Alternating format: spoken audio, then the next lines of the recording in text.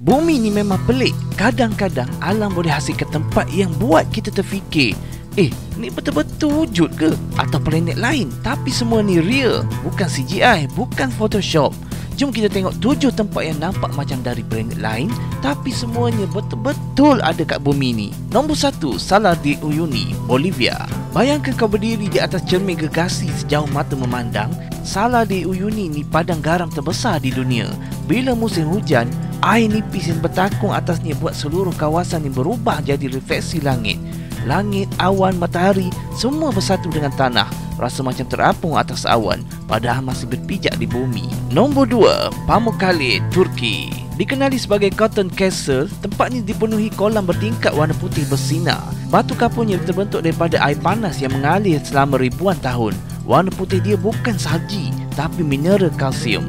Kalau kau datang waktu senja, air tu berkilau keemasan, seolah-olah istana kristal di planet asing. Nombor 3, Kawah Dalol, Ethiopia. Tempat paling panas dan berasid di dunia. Warna tanah dia campuran kuning, hijau, merah dan orange sebab campuran sulfur dan mineral. Nampak cantik gila, tapi kalau kau terhidu wapnya terlalu lama, boleh pengsan macam planet beracun dalam filem sci-fi. Tapi semua ni semula jadi. Nombor 4, Danxia Landform, China. Gunung ni betul-betul nampak macam dilukis.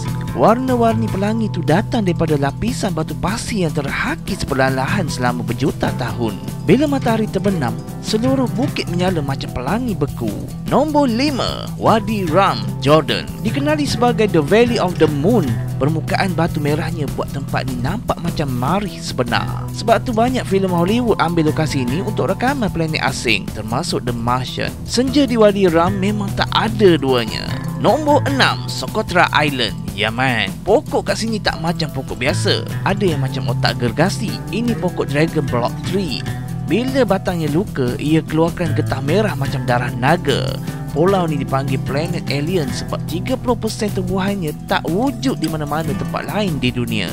Nombor 7, Antelope Canyon, Arizona, USA. Canyon ni terbentuk bila air hujan mengalir perlahan-lahan dalam batu pasir. Dindingnya berlapis merah jingga, beralung macam ombak beku. Bila cahaya matahari masuk dari celah atas, sinarnya pecah jadi warna keemasan, seolah-olah kau berdiri di dalam lukisan. Tempat-tempat ni bukti yang bumi kita ni lebih luar biasa dari kita bayangkan. Tak perlu pergi planet lain pun, sebab dunia ni sendiri dah penuh misteri dan keindahan yang tak masuk akal.